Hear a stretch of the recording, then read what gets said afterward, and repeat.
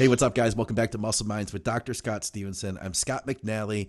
All of our programming is, of course, brought to you by TrueNutrition.com. You can use our great code ADVICES to get some savings, and plus, it'll help to support our programming. We are also brought to you by GetAzoth.com. We have codes for them as well. All that stuff will be in the show notes. Today, Dr. Scott Stevenson and I are going to talk about muscle damage and recovery. Dr. Scott, the floor is yours. What's up, man? How you doing? I'm good. I whipped this one up just today, actually, like about a half an hour. Okay. So it won't be too detailed. So here's kind of the big picture. Like one of the things that actually we'll start with Brandon Curry. One of the things he mentioned when on the podcast that I thought was really, really cool to get his insight on was the people who can survive at oxygen, who are the best bodybuilders, genetically speaking. People like himself, all the monsters that train over there, are the ones that can handle the massive amount of volume that they make them go through. They just destroy them. Of course, they're doing everything to keep them recovered as best as possible. But he said guys would come in who'd want to train there, right, and they get blasted, get destroyed. And I would just keep pushing through. I would survive and do it because. Well, actually, now I probably wouldn't because I realized how stupid it was. But if I just, thought that was the way, I would do it. Yeah. But I would just overtrain. I did that for literally decades. Probably. I did that as well. Absolutely. Yeah. Keeping up with Shelby Starnes. Well, Shelby doesn't do terribly high volume, but we did 3-hour back days. Yeah, that's right. I remember lots of deadlifts. Yeah. Deadlifts were usually at the end, but that was after a bunch of other exercises. But hey, it worked for him. That was the thing, is it worked for him. It worked for Brandon Curry. Didn't so much. It wasn't. I mean, I learned a lot from it. I really did. It was a very important, formative part of my training. Brandon Curry, he was he was able to handle that volume. In fact, I had asked him, Scott, on that show, what was it that you had learned through training at Oxygen that was helpful to you in your training? And he said that in the past, he had always thought about how you needed to take extra time to recover, and that recovery was so important. But he discovered through Oxygen that basically he has a unique body type in that he can push and push and push and continue to respond. So he's one of the genetically few gifted guys that have crazy recoverability, huh? Yeah, I mean, that's what he found, and he said that of himself, but he said that he was noticing that with the people who came through there as well, that the ones who survived were the ones who could handle that volume and recover from it. Yeah. So literally, and here's the way I sort of conceptualize this, is the more you can train, the more you provide a stimulus. But that's null and void. It's a moot point if you can't recover from that. So you have to have the recovery resources in order to match and then supersede the insult brought on by the training. Yeah. So, if you can only recover from 10 sets, 12 sets, 15 sets, those extra sets are just junk volume. In fact, they can be more than junk volume. They can be dead weight, and they can reverse your progress, create an overreaching or an overtraining phenomenon where it's too much, you can't recover from it. So the extent to which you can train and make progress is a function of how much you train. So there's a dose response there, but where your dose response basically reaches a ceiling effect. So more sets, more sets, more sets. At some point you get your max growth, and then you have this hormesis effect, which I've talked about before. You keep doing more and more sets, then your adaptation becomes less. Yeah. Because now you're creating such an insult to the muscle that you can't adapt from it. Yeah. Adapt to it. So really, in a way, there's going to be genetics of the extent to which you turn on protein synthesis, and that's all over the place, highly variable. The extent to which you have those satellite cells that proliferate themselves, incorporate themselves, and allow more nuclei in the muscle, which is probably important for long-term muscle growth. This myonuclear domain theory.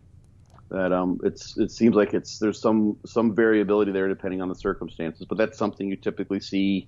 The people who respond have more nuclei, and they have a better response to the growth factors that bring on the nuclei. And we're going to talk about actually some of those things that are associated with that too in the recovery aspect today. So you have the ability to respond to the training, so sensitivity to the training stimulus, but then you also have to have a robustness in terms of recovering from the insult and the injury that's brought on from the training. So you could be like someone who has this great sensitivity to the training stimulus and a great increase in protein synthesis. That's awesome. But if you can't recover from the damage that's brought on by the training, then it doesn't matter.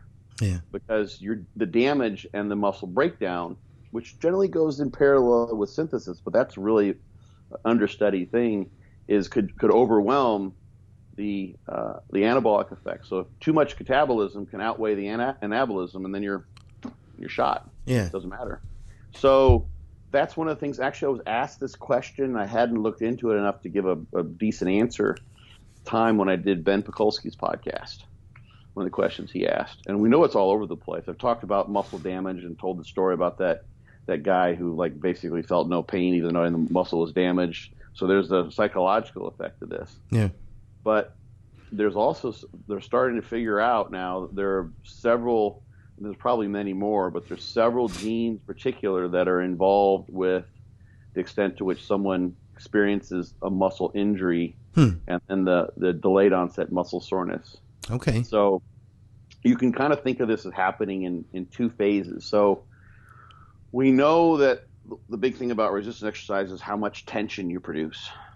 So tension, metabolic stress, muscle damage is thought of maybe something that might have something to do with training. If you completely blunt damage, then that's probably not the best thing because there's a remodeling process that goes on. So if you wanted to make a house, a modest meek house, into a mansion, which is kind of what you're wanting to do, you want to build muscle mansions. We can quote me on that as a little clip we can pull out. If you want to build the muscle mansions, you're not going to have a house or a mansion that's made of little rooms like you would find in a small, modest home. You're going to have more myofibrils. They may actually even be bigger too. You're going to have to tear down some walls in that house in order to enlarge it into what would be a mansion. So there's a lot of breakdown that has to happen in order for the remodeling process to take place. Okay. So that you can have a bigger muscle cell. So a lot of things are going on there in terms of the ultrastructure of the muscle cell. So when the first thing that happens after you train, or what's happening during training, is massive amounts of tension that's produced. And we may have talked about before, I think several times, how you produce more tension per unit muscle during lengthening contractions versus shortening contractions, so you can lower more weight than you can lift. Yeah. You can take your in fact, it's an interesting thing. You can take like 110, 120% of your max and probably lower that 10 times, even maybe 20 times. Wow. Under control. Wow. And they do that's what they do in some of these muscle damage studies. They'll take like 100, 110%, 120% of a concentric 1 rep max, like on a knee extension. So person can lift 100 pounds with one leg. And then they'll put the pin on 120 and they'll have them do like 8 sets of 8 negatives only. Wow. Yeah. It's tremendously damaging. You get a huge effect. Yeah. Some people just get absolutely blasted. Some people don't get nearly as sore. Huh. So there's massive variability there. We had I talked about the guy who who basically felt no, but he had some damage, but he didn't feel any pain. We had one situation, this big study we did, where there were 2 guys in the same group who were about the same age. They had the same activity level. In fact, they were just runners, like no weight training, but they jogged this loop at the University of Georgia near campus. It was like a 3-mile run. I did it myself many times back then. Mm-hmm. And they did the same loop like 3 times a week, like literally. It's like they're on the same, recreational running program. And one guy comes in for his 2 days post-test, and, he experienced some damage, but not very much. He was doing just fine. He said, hey, it's really nice out. Do you mind if I go for a run the next couple of days? And they're like, nah, probably not. We just want to leave that be. We'll just, we want to just let this take its course. Another guy came in who was in his group. Same weight. He used the same loads. Everything else was the same on paper. Mm-hmm. And he literally, he came in and he couldn't even sit down. He had to fall onto the couch we had in there. Wow.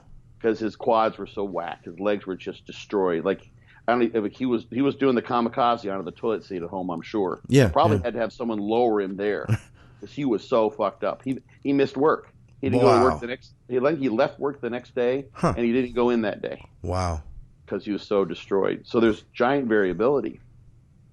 We had a study with older folks back in the day, and there was one guy who said this was the cool thing about working with older people. They don't complain. Okay. Like at least that was my experience. They're very, very hardy. They've been through a lot of shit. Maybe this is selection bias. We pull in those people, to do these studies or just don't tend to complain. They're not doing it for the money. They're doing it because it's interesting. They're all set up. They're 65, 70 years old. So it's not like they need the cash to go out and drink on the weekends, like what happens with a lot of college students. Right. And this guy came in, like, how you doing? He's like, he was actually a professor in another department. Super nice guy. So we went up to the leg extension. We wanted to test his max, and we had used about 100 pounds, I think.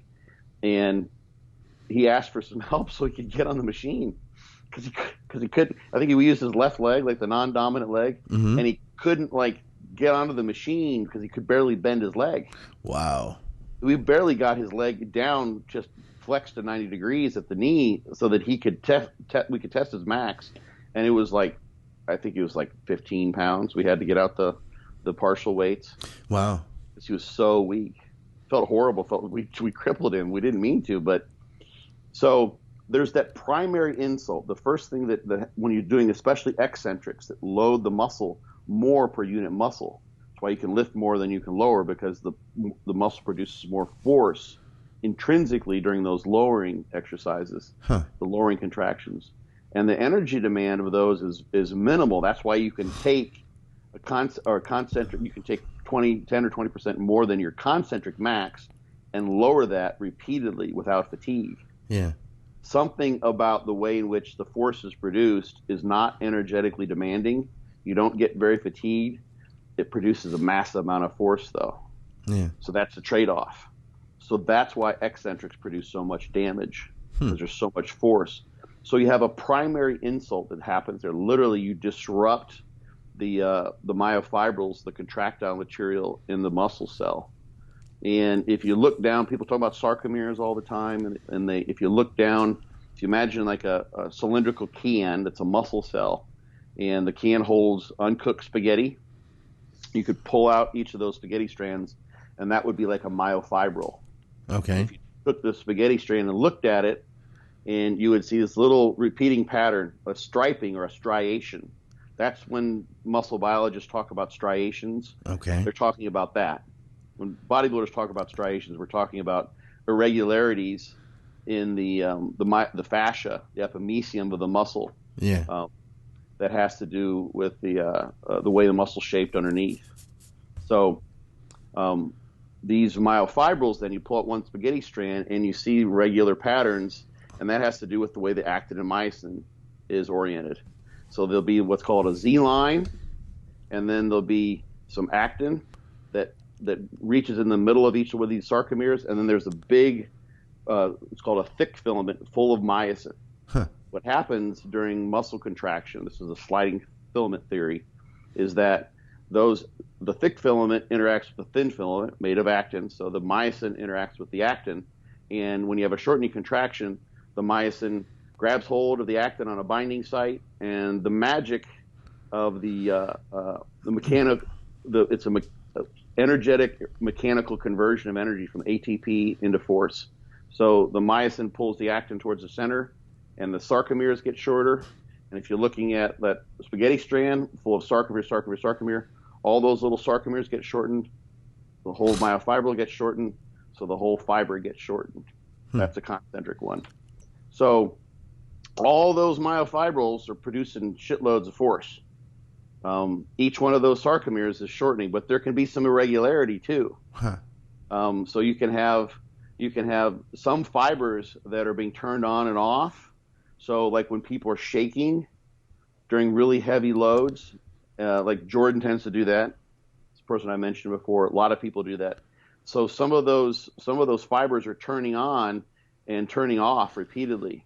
So as the muscle's lengthening, it's doing this maneuver. Yeah. You can imagine like if each of those spaghetti strands were like made of rubber, but sort of a brittle rubber, and you're going like this as it's lengthening, you're creating all sorts of mechanical disruption in there. Yeah, sounds like it. So yeah, so one of the things you see when you look at muscle under a microscope is, if you go back to that sarcomere, on either side of the sarcomere, you have something called a Z line, which stands for zwischen, which means between.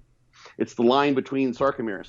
Zwischenlinie is a German word. Okay. So that's some people don't even maybe know that, but that's because I speak German, so I like to look these things up. So those Z lines get all streamed, they get all smeared, they become irregular because there's disruption there. That's where the force is transmitted from sarcomere to sarcomere along the length of a myofibril, and then that connects also to the cell. So stay awake. I see this grogginess. So I see it. I can see it happening. Well, you're starting to lose me. Yeah, you're starting to lose me here. I'm hanging in there, but we're getting to a point where okay. So guess what? There's genetic variability in the genes that code for those proteins that hold the sarcomeres in place. Some people just get hit more. Whatever mechanical tension they produce, it gets hit more. So there's an ACTN3, which codes for one of those proteins that connects the Z proteins to the actin.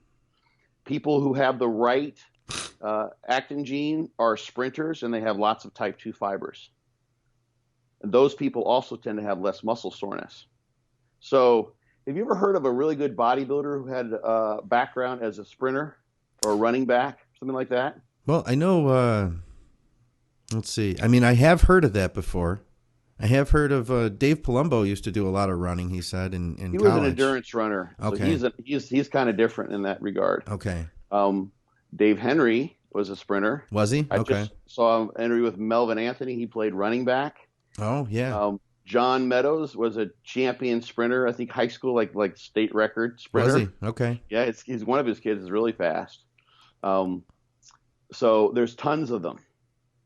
The people, running backs are fast guys that are muscular. They're going to have the right type of actin or actinin protein or the right gene there. So that's a spot where some people just get more fucked up from the primary insult when they get sore. Okay. So they're going to get, for any given amount of reps and sets that you do, they're going to have more mechanical disruption from the very get-go.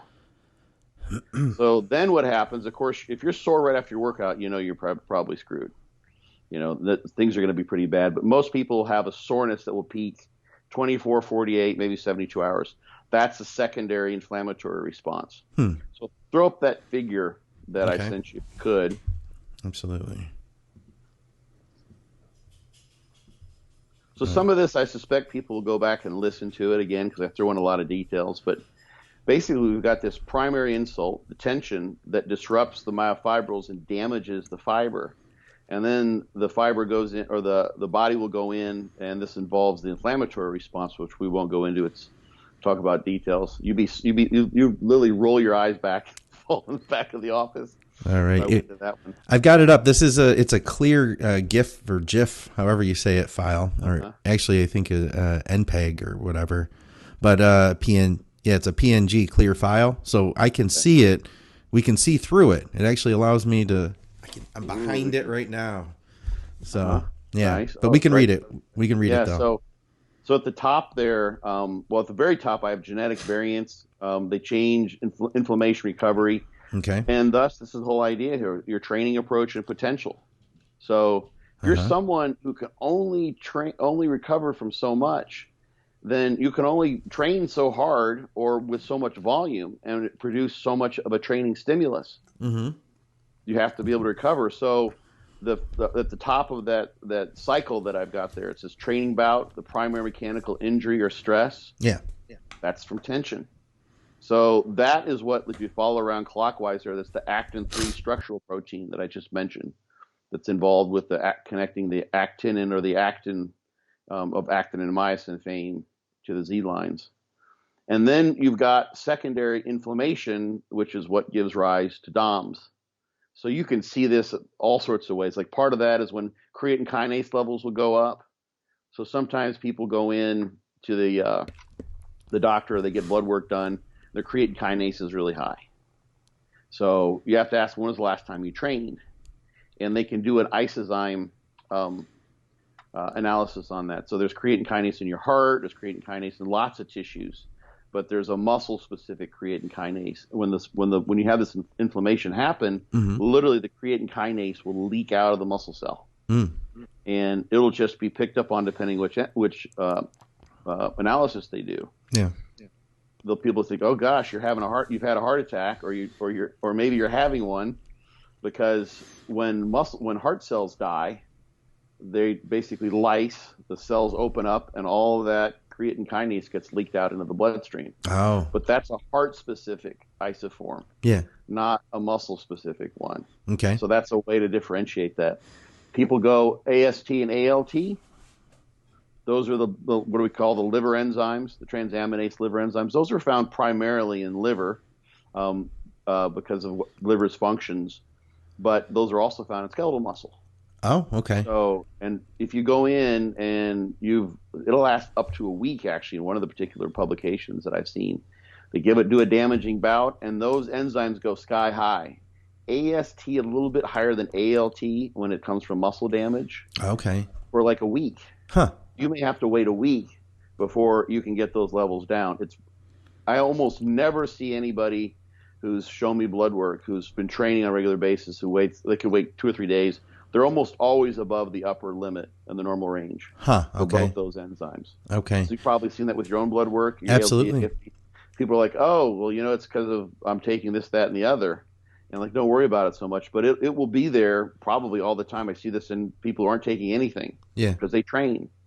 Had a friend of mine who was seeing her OBGYN, and she didn't do a very good job of communicating things sometimes. So my friend was concerned about just making sure she knew what was going on, whatever. I can't remember what the medical issue was, but so will you come with me and just sit with my doctor and ask questions and maybe help me understand what she's saying? And she got her blood work back, and the doctor said, I wonder, like, are you drinking or anything like that might stress your liver? And she's like, no, I mean, I quit wine like months ago and blah, blah, blah. And she's like, well, these enzymes are high. And I said, well, the liver enzymes will be elevated for the reason I just told you. She's like, the liver enzymes, what do you mean? I said, the transaminase enzymes, AST and ALT. And she's like, no, they won't. I was like, yeah, actually that happens. It's been documented in research literature. I mean, I'm a muscle biology. She's like, but they don't get elevated from training like exercise. And I'm like, yeah, they do. I'll fax you if you like. I'll fax you the paper. And she's like, yeah, whatever. She just totally blew me off. Like, you know what the fuck you're talking about. Yeah. So my point was that was really kind of funny. She was like, just basically said, you're lying. Yeah. I made it up for some reason, which I don't know why I would, to cover, whatever. For her drinking. Yeah. Well, you'll see ALT tends to be a little higher than AST when it's alcohol. Oh, yeah, right. But they'll still will be above the upper limit. So that's part of this inflammation. The cells get broken down and the contents leak out. Yes, question. Let me ask, I got a question. So for anybody who's listening to this right now, watching this right now, and that they are doing their lab work and they are seeing some elevation, I'm sure you can't give me, a specific number, but how high might you see this? Let's say a guy who has, tried to take a little time off. He's taken a couple days off the gym before, but he hasn't taken a week off. What would be like an expected elevation from muscle damage versus something that, you might be more concerned about? What I like in people there's a repeated bout effect. I'm going to see if I can find this paper. A repeated bout effect whereby you train once, you get really sore, you wait 2-3 days. Actually, you can wait for months, and this will persist. Yeah. Where you do the same workout again, you don't get as sore. So when you come back to the gym, if you had a long layoff, you get sore as shit. You don't have to do hardly anything to get sore, but then that goes away. So the same thing happens with these enzymes, like everything that's involved with that repeated bout effect, at least inflammation involved with the muscle injury, is reduced. So it's hard to say if the person's really well trained and they've been training and they're on the same training schedule, it might be very small. Okay. What I see most of the time, and this is just purely quote unquote pseudo clinical because I'm just seeing people's blood work. I'm not analyzing it like an MD would. Right. But I know how to read it. We were taught how to read it in acupuncture school, mainly with the idea of this looks weird, send them to a doctor, refer Yeah. them out. But usually like 50%, like if the upper range is like 50 or 60, depends on the lab for those enzymes, you might see something 75, 80, Okay. 100, Okay. like twice the upper limit. That would be the highest. But if it's changing, that's the thing really to look at. A lot of these things, are they out of range? Yeah. And what can you make? Can you make sense of that? So you might, like, if someone is not out of range and they've been training and all of a sudden they add in orals or some supplement that taxes their liver. A lot of things can. Like sometimes people are just taking so much shit Yeah. that the liver has to process that it will cause some damage to the liver cells, and you'll see that for that reason. But this is just a totally normal thing. Let me see if I can pull up. I can probably get you a picture real quick. I can find this paper. We can put it up because it will go sky high. Let's see. If you haven't been training? Yeah. Okay.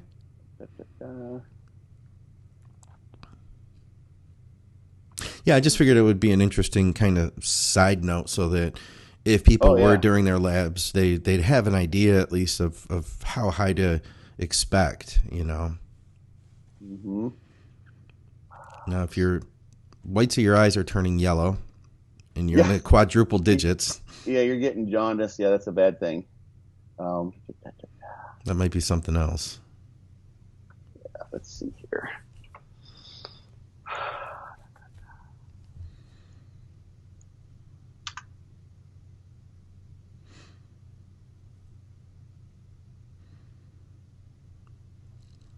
Here we go. It wouldn't take me too long. All right. So here is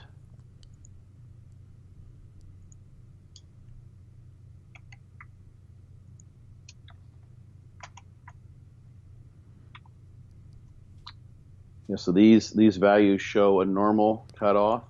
First one is AST. Let me get you this here. I'll clip it out from my screen capture. All right.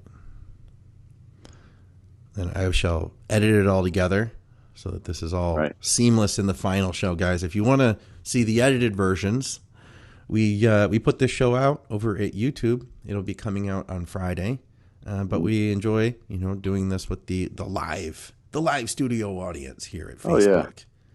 So good to have you guys. So those are individual plots. What I just sent. All right. And they made some measurements beforehand, and then they followed them for 10 to 12 days. Some people were still elevated above normal. Let's see here. Yeah. That's AST, and here's ALT.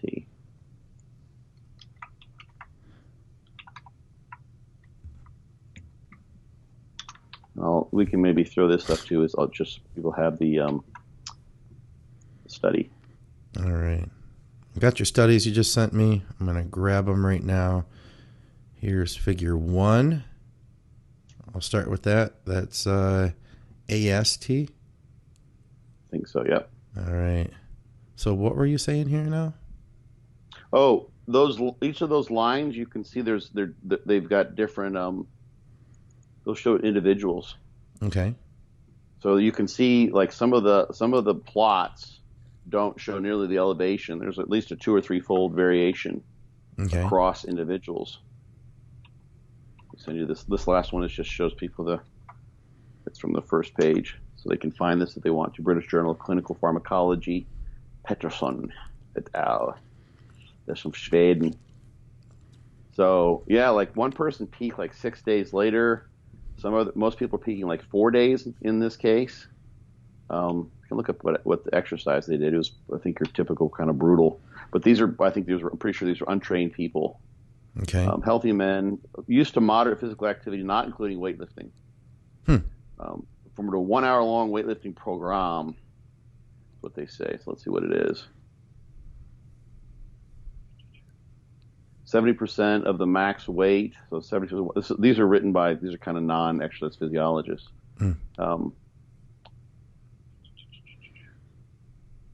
Table 1. Oh, that's nice. How awesome. Here's what they did. I don't know how many sets they did here of this, but they did 1 minute's rest between sets, trying to get 12 reps. 12 reps were not reached, then the weight had to be adjusted. 3 sets. Okay, so 3 sets of each of these exercises. So I'm going to send you this regime. I think it's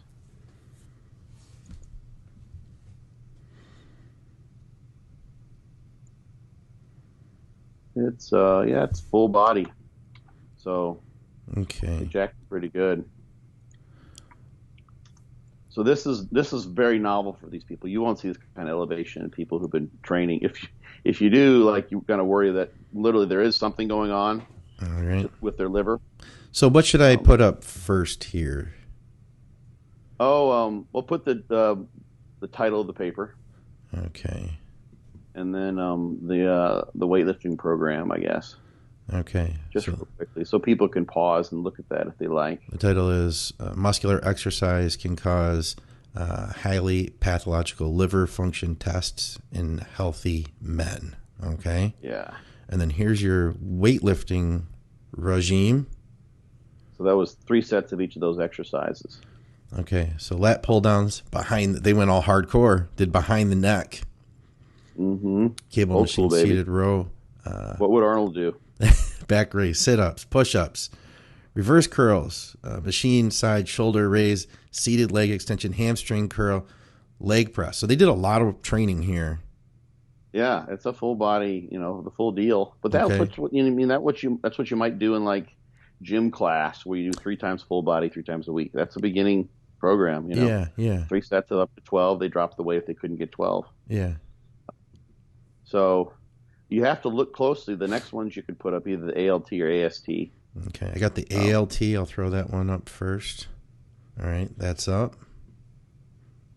Yeah, so that there's a dotted line there. Their units, you can just look at the dotted line there along the bottom. That shows the normal limit, given the units they're using there. Wow. But so that's they followed them for, took several measurements to get a baseline the day before, and then a baseline measurement before exercise, and then a day later. You can see, like, 5 days later, some people are up, like, it's like their baseline or the upper normal is about 0.7, and some people are up to 4. Yeah, that's a lot. So that's fucking high, yeah. And the AST, you can see that's the next one. Okay. This is the one, like, and I said this because this is what. So that's a 7 to 4, like that's maybe 5 or 6 fold increase above the upper limit. Yeah, 5 to 6 times the upper limit. The AST is down like maybe 0.8, and they went up to like 16 was the peak. Wow. At 4 days. Yeah. So that's a 20-fold increase above what the upper limit would be. So not an increase above baseline, but just above the upper limit. Okay. Most people, when they get blood work done, they have previous values, but they're not doing repeated measurements like this. But so you can see, but look at the variability. Like there's either of those graphs. There's and funny, that's interesting. I think that they numbered the subjects and used the same indicators, squares, triangles, and it looks like there's like one person, maybe it's hard to say, like 8 is the filled in circles, and they had a very low AST and a very high ALT, so they might have been drinking, but it still follows that pattern. So that's really interesting as to why that did that, and they're so blurred out I can't tell where they were baseline wise. Maybe they were drinking from the pain. Like, oh my god, I gotta numb this shit with some vodka. Gotta dull the pain. So you sent this over to that doctor who said that you were totally making stuff up. She was just like, she just totally dismissed me, which was like, okay, like I'm just trying to help here. Yeah. That's what I'm here for. Like, but so this is good for, I think, people to know. Basically, if you are getting your lab work done, I mean, what are potential rises that you might see in your ALT/AST? But I guess that's kind of on an aside of where we were going here. Yeah, but it's important. I mean, it's a very important information that some people maybe get more out of than what I'm kind of talking about here. that will heck, you could even use this if you wanted to some degree. Muscle soreness and creatine kinase and myoglobin, and you can look at things like the T2 contrast shifts with an MRI. There's a bunch of different ways you can evaluate the damage that happens in muscle. Like MRI relates to how much water goes, and you can actually see like increases in muscle size by like 20% just from the swelling in the muscle. Yeah. Those things they follow different time courses to some degree depending on the study and the person. Yeah. So someone maybe goes in there like, you know what, I feel like I'm doing everything the same with my training. I don't feel like I'm more sore, but who knows? Maybe they've added curcumin, which has an anti-inflammatory effect, or at least affects the pain perhaps. Some things might have changed, and if they go in and they see that their AST, which is probably a better one, so we can kind of see here, has tripled. Yeah. That might suggest it could be the liver. If you look at the ALT as well, this is just, you're not going to diagnose just from this, but that would be another supporting piece of information to suggest that you've got greater inflammation and muscle breakdown. If you're doing blood draws on a regular basis, it's like, you know what, at this time I felt crappy, my strength was poor, I didn't feel very recovered, I felt like I might have been a little more sore than I normally am, and lo and behold, my AST is pretty much steady at this value, and then on this measurement, it was 3 times what it was otherwise. Yeah. Always high because, you get the damage. It's just keeping a high baseline in most people that resistance train. Not everyone, but many people. But it varies tremendously. You can see in these figures, it's all over the friggin' place. Yeah. Hey, what's up, guys? Scott here. I'm going to take a quick commercial break, and then we'll get right back to the programming. If you're listening to this on iTunes, do us a favor, leave us a good 5-star review. That'll help other people to find our shows. Thank you for that. All right, so I'm going to shout out the joint supplements that they have available over at TrueNutrition.com today. And listen, if you guys didn't know, I mean, most of you probably do, I had a partial tear in my shoulder recently, and it was quite a scare because I thought I wasn't going to be able to continue lifting the way that I enjoy lifting. I don't want that to end. And thankfully, I'm not going to need surgery, but I am going to need to take care of my joints. And this was a wake-up call for me. So I talked to Dante Trudell. It turns out there's only 2 supplements that will actually rebuild connective tissue. So the first one is Hydrolyzed Beef Collagen, and they offer this through True Nutrition. It's not cheap. We're talking like $25.99 a pound. But listen, each scoop, you get 29 grams of high-quality, high-digesting protein, plus you're rebuilding your connective tissue. So you're using this as a supplement, and you're using this as food, so you can replace some of the protein powder you would have been drinking to offset the cost. I got the unflavored version, and basically there's no taste to this stuff. There's maybe a tiny, tiny aftertaste, but there's basically no taste. And what you can do is you could just mix in some Crystal Light or mix it with, an intra-workout that you're using. You could use it at any point of the day. I've been mostly using it either as an intra-workout or I've been mixing it with my pre-workout. I had a little bit of Crystal Light and I am good to go. The second supplement that I'm using is a product called J-Flex from True Nutrition. And the most important part of this is a supplement called UC2. That's undenatured type 2 cartilage. So with the beef collagen, you get type 1 and type 3.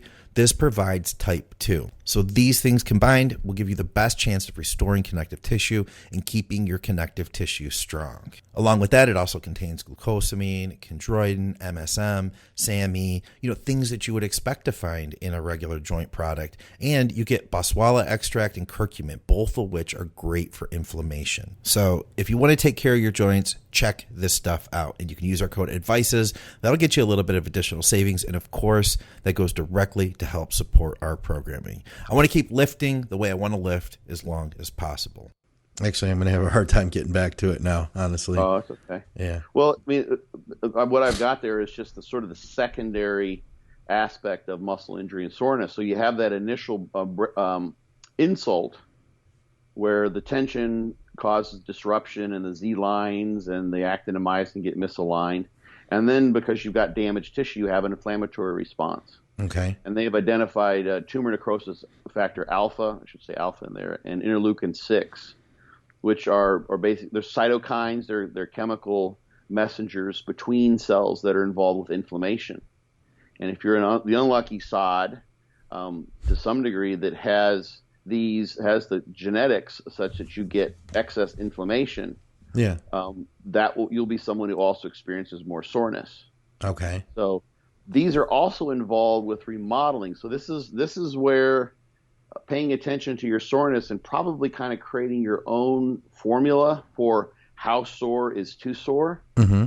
is important, because, as I said before, kind of like we're going from the modest house to the muscle mansion. Right. There's some amount of remodeling that has to occur there. And this inflammation also involves breakdown and remodeling of the cells. So TNF and IL-6 have also been implicated as being important for muscle growth and just adaptation.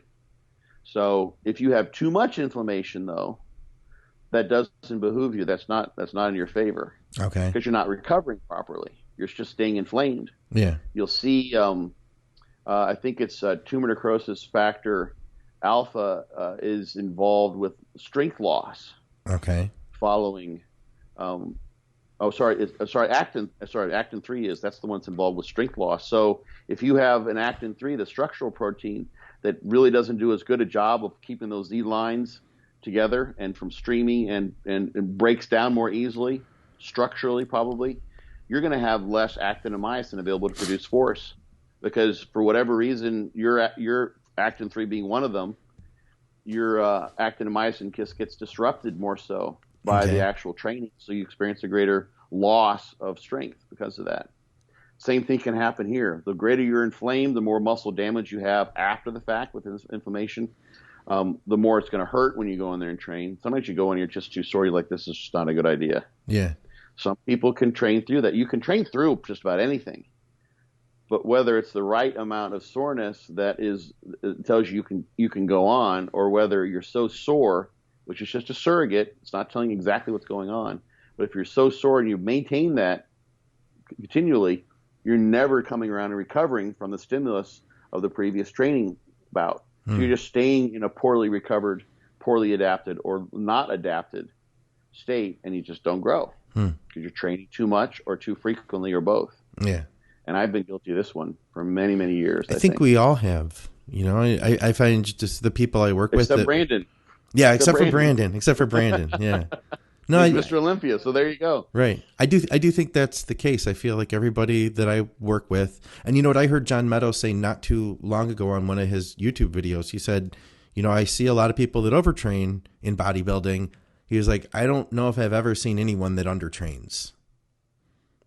Yeah. You know, it's rare. I think not amongst the people who are good. Yeah. Well, I think probably not amongst the people that are like really passionate too. We love being in the gym, you know. Yeah. People that love doing this. Like average people will do that. I think they're getting to be now. This isn't like it's supposed to be. I'm not picking on this notion directly, but the whole idea of getting effective reps and volume being the driver of muscle growth. Yeah. Has people a lot of times, and I've gotten some crazy message of someone who's doing like 40 sets because more is better in terms of volume. Yeah. And like, you just obviously can't do 40 all out, you know, nose to the grindstone, no, you know, go for it types of sets. You know this. So there are people I think that are doing so many sets and they're having to sandbag doing those sets. Yeah. So they're not training enough or hard enough, basically. Yeah. So that's the thing that's interesting is I think if, let's just say you decided to do like, so this is, I'll step back here. Yeah. Soreness and muscle damage is associated with the primary and the secondary insult. But just because you have muscle damage, just because you have soreness, doesn't mean you're going to grow from that. And the clearly obvious example is you take something like running or an endurance bout that you're not used to doing, that doesn't produce muscle growth, at least in a substantial amount, after you get used to doing it, and you can still get sore. Yeah. But, you know, you can get sore during endurance exercise, but that doesn't mean it's going to make you grow. So you can get sore doing a bunch of volume where you're leaving 3 or 4 or 5 reps in the tank, and none of those sets are all that difficult, and not grow from that very well. You'll be sore. Yeah. So this is where using soreness as your surrogate marker of, am I overtraining, undertraining? So then what do you do? Like, oh, I'm too sore from doing 25 sets, so I'll drop it to 15 sets. Yeah. And you do 15 kind of wimpy sets, so you're not that sore.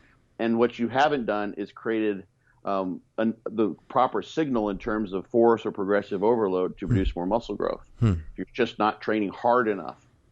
So I think people can do that sometimes if they're too focused on this volume thing being the driver.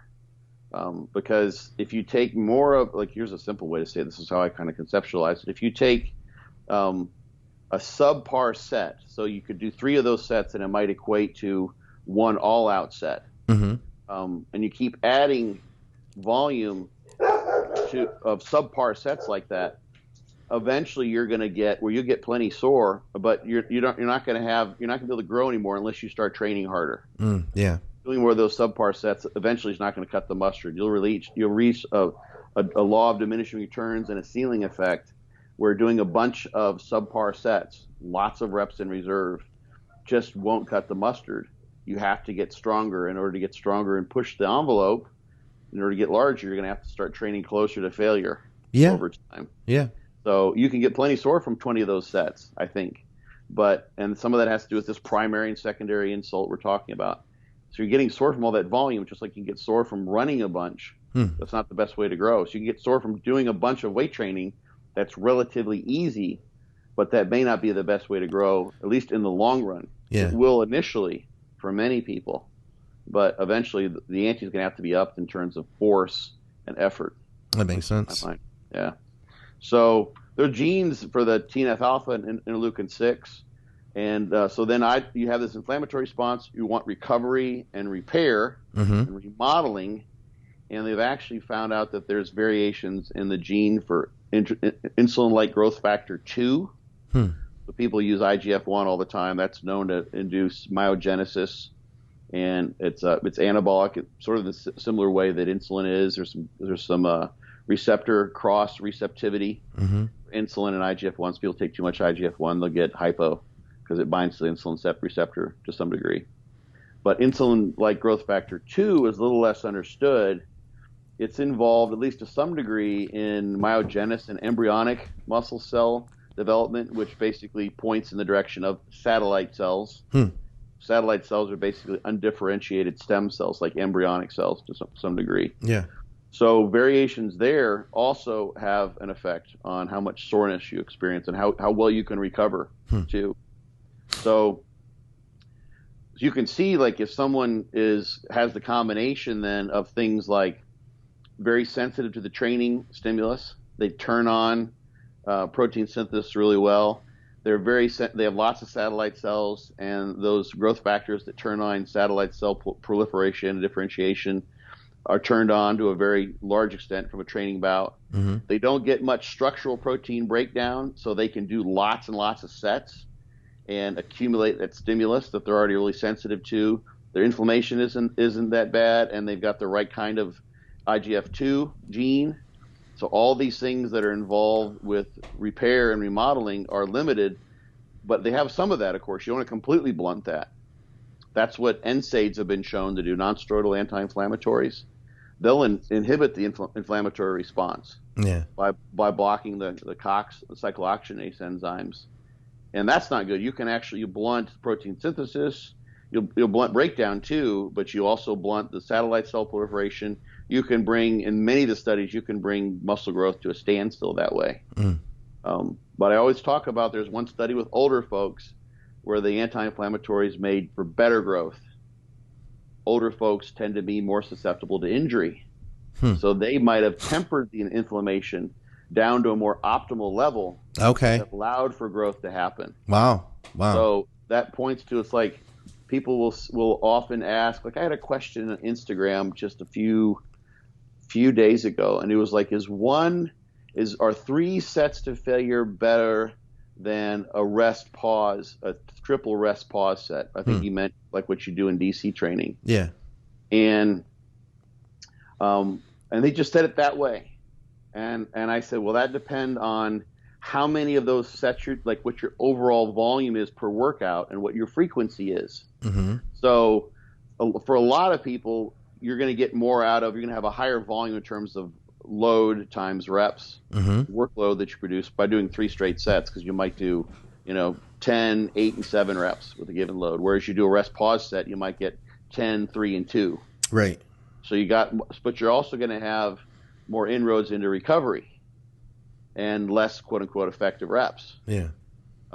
So for some people, the difference between 3 straight sets and a triple rest pause set might mean that if they try to do 3 exercises for a given muscle group and do 3 rest pause sets compared to 3 straight sets for 3 exercises 3 times a week, that might put them too far over the edge in terms of the straight sets.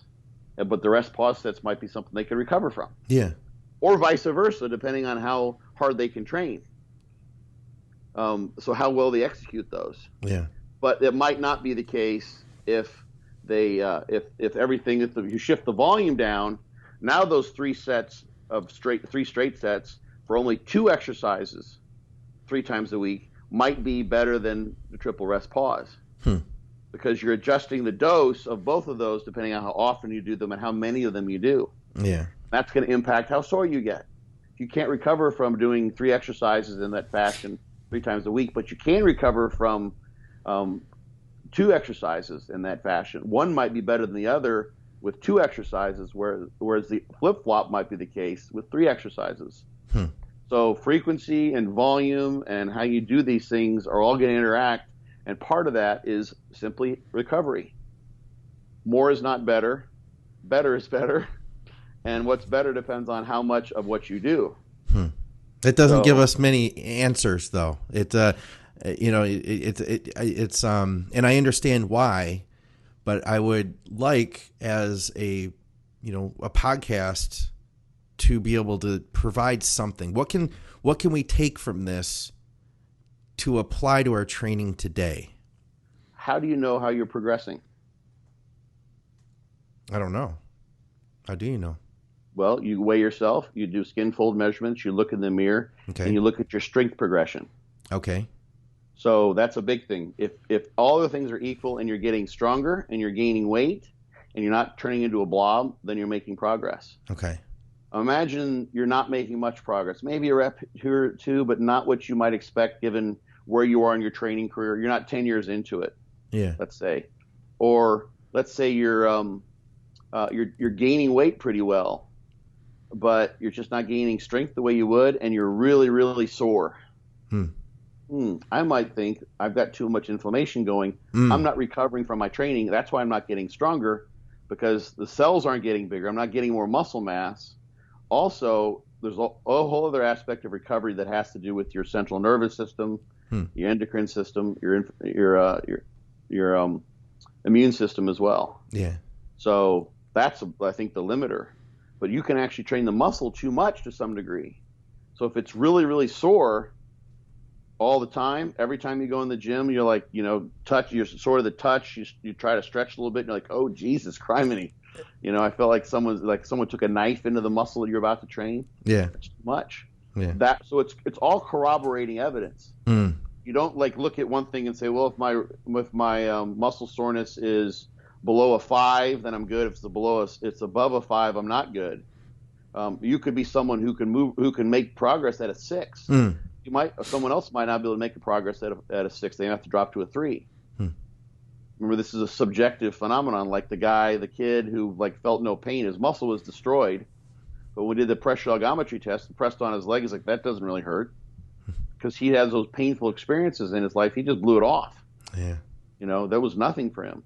So what people can do is start tuning in. This is kind of the big picture bottom line here, is if you think you're doing everything right and you're not sure why you're not progressing in terms of strength and muscle mass, you may be one of those people who I have been, who you've been, a lot of people have been, who are training so much that they're doing too much, and they're just ignoring the muscle soreness because for them it's immaterial. You do whatever it takes.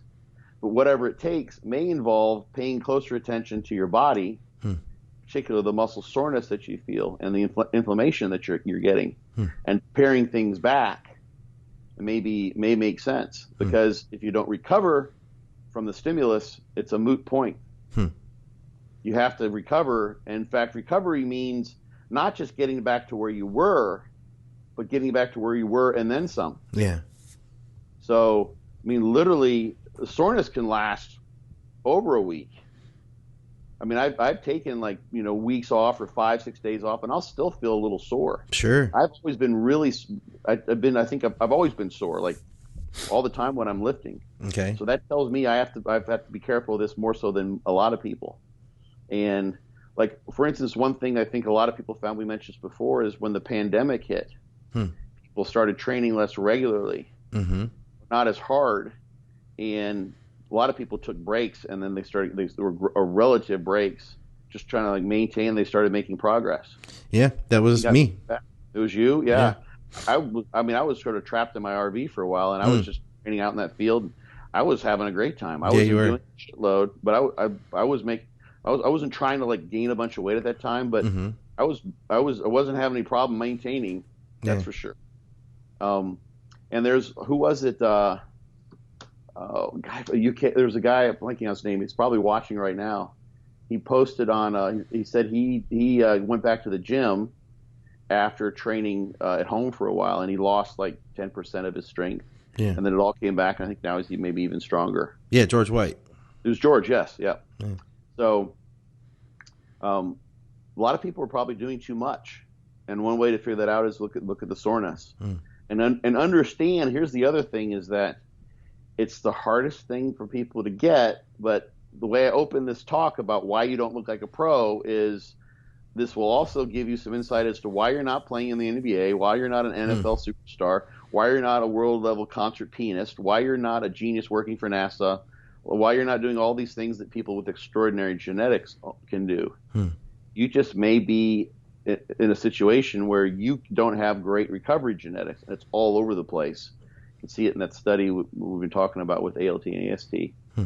If you concede that fact, which may take years to concede, you may actually make progress by training hard and smarter, but doing less. Yeah, absolutely, you could. So, but yeah, it's all this. These are all bits and pieces. You got to put the whole thing together, Okay. So, yeah. I mean, I remember like years ago. This is like the one time I was following Dave's version of DC training with Dante. And I asked him a question. He suggested that I do more. Okay. And I didn't think I could actually because I was so sore. Yeah. And there's a little more to that story, but I was like, I figured I'm gonna overtrain because I was getting myself so sore just from doing DC training. Right.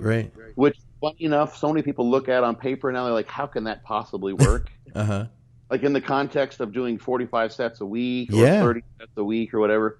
Like, how can you get away? Like, you're just training like, a couple times every 9 days. Like, and you're doing like one rest part. Like, that's not even really 3 sets. Yeah. Like you're doing like 6 sets a week, or not even 6 sets a week. Like, how can that possibly happen? Yeah.